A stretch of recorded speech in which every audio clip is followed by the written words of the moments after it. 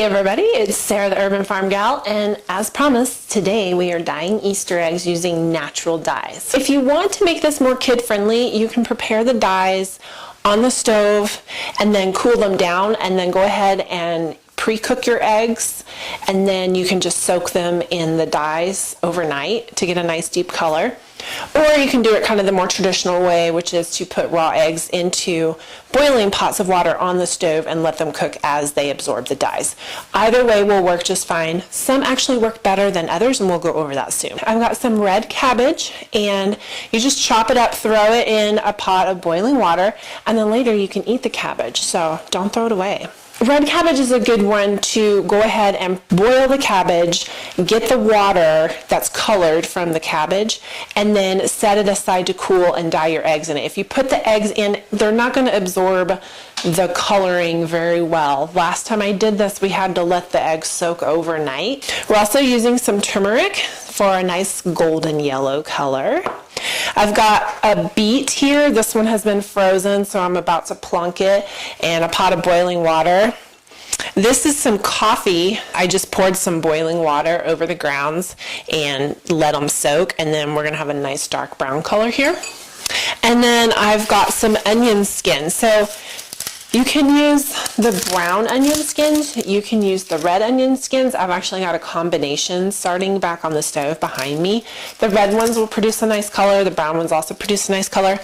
And also what I'm going to do, which is why I've saved some of these onion skins, you can take your egg and you can wrap an onion skin around it and then place the egg inside a piece of nylon stocking or mesh of some sort that keeps everything pressed up against the egg.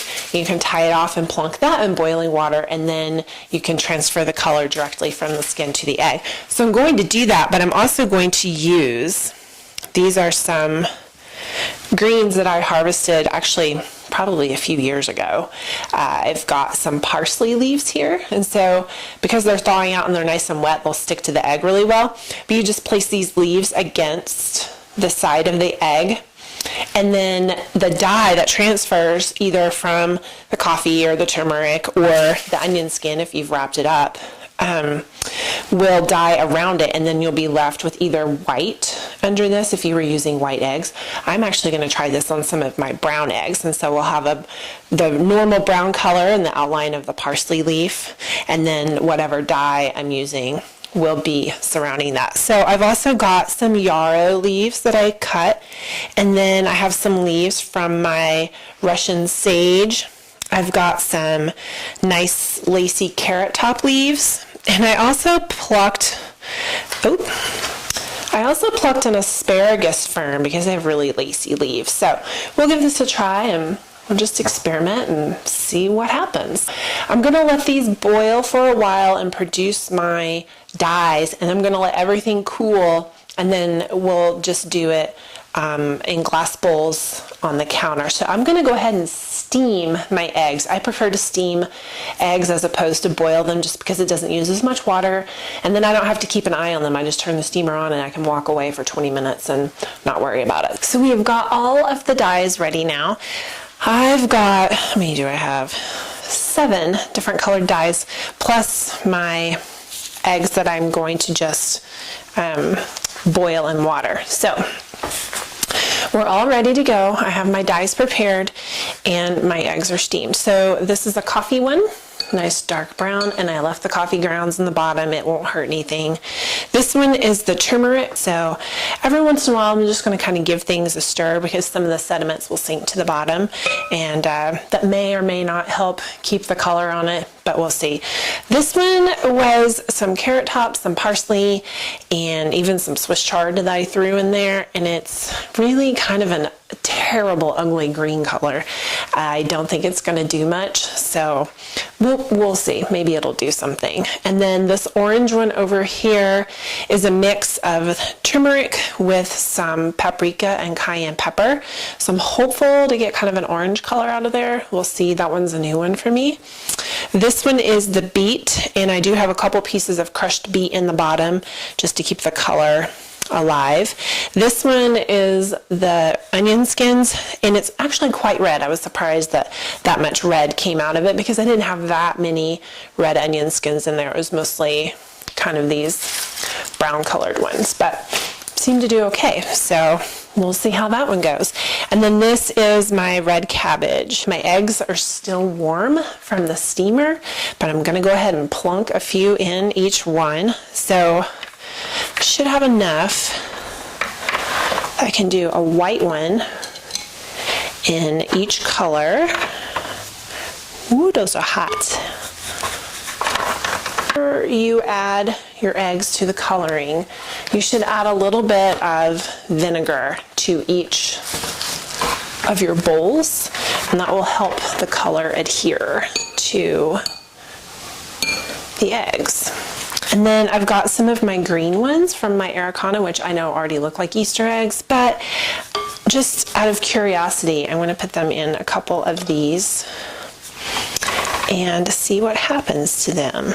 Those are going, I've got my water on the stove about to boil because I am putting together some raw Easter eggs.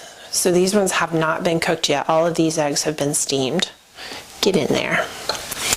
And I'm decorating them with some leaves. So I'm just gonna take, these are some carrot tops with nice frilly leaves. And if your fingers are a little wet, that's even more the better to help it kind of stick to the egg. Let's see, let's do some parsley leaves here too. While I'm here, I'm gonna go ahead and take this onion skin and lay it in here. And that'll kind of help keep my leaves that I've already put in place on my egg. Wrap that onion skin around, and then gather the top. We're just going to twist it and tie it in a knot. And there's your little egg package for the original dyes. Some of these, like the turmeric one, the eggs are starting to turn a nice yellow color. I'm going to leave them sitting in the dye, so I'm going to transfer just a small amount to a mason jar, put an egg in there, and then I can stick it in the fridge and let it sit overnight and see how deep the dye will get. And I'm going to do that with all of these. And then for the ones that I wrapped up, I did have, on the ones that I opened up, I had some nice patterning and coloring. So this was a green egg, and I wrapped it in some onion skins and then put it in the water to boil for 10 or 15 minutes. And so some of these did pretty good. Others of them did not turn out so well. Let's see what we've got here. Well, this one's kind of pretty. All in all, not like spectacular, but not a complete and total bust for everything. They're looking good. We're going to let them sit a little longer. Hey everybody, so it's been a day, and I let these sit overnight in the refrigerator in their respective liquids. So I thought I'd show you the results. With the turmeric coloring, we had some really nice dark colors develop. This was actually my light green egg, and it turned kind of this interesting, almost an olive green color, kind of. I actually kind of like it. And then this was a white egg, has kind of a lighter color. This one I think must have sat in some coloring longer or something, and it turned a little darker. And then this was a brown one, so it has kind of some orange modeling on it. I had a problem with the red cabbage. I don't know that I had enough vinegar in the original one because these were as dark as my eggs got. So this one was a green one originally, and this was a white one, and they're very light color. I like the colors, I think they're nice, but the color I was going for was this nice turquoise blue. And so this is actually a raw egg. So I need to remember that and keep it separate so I don't try to add it to an egg salad. And I took some extra cabbage juice and added more vinegar to it and let it sit. This egg here was the one that was in the paprika and turmeric and cayenne pepper, and it has a little bit of a light color to it, nothing really spectacular, so I think I'm probably done experimenting with that one. These two were in the beets, and as you can see, there's really not a very distinct coloring not what you would expect when you look at beet juice and how bright it is. The eggs just typically don't take on the color very well. This one was in the green mixture that I made that was some carrot tops, some parsley, and I threw a little Swiss chard in there. So again, the color's not great, but it's okay. These were the coffee ones, so this was a dark brown egg, and really the coloring isn't much different otherwise. These two, this was the white one, and so it basically turned the same color as the light brown egg in the coffee. So if you're using white eggs, that will give you a nice color. If you're using brown eggs, I wouldn't bother with the coffee at all.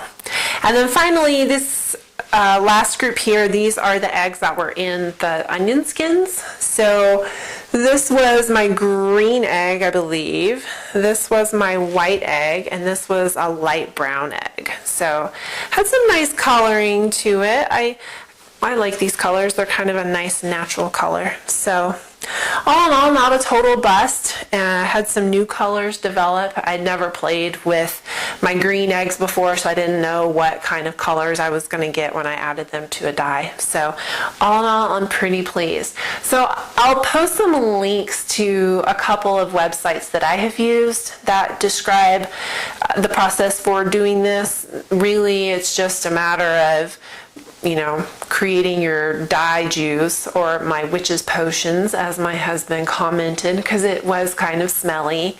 Cooking at carrot tops and parsley and beets and cabbage and coffee and turmeric. So yeah, you might want to do that one with the window open if you're sensitive to smells, because it was kind of funky in here. Well, that's all I have here. So hope you enjoy this. I hope you get out and make some colored Easter egg using natural dyes. Have fun with it. Okay, see you later. Bye.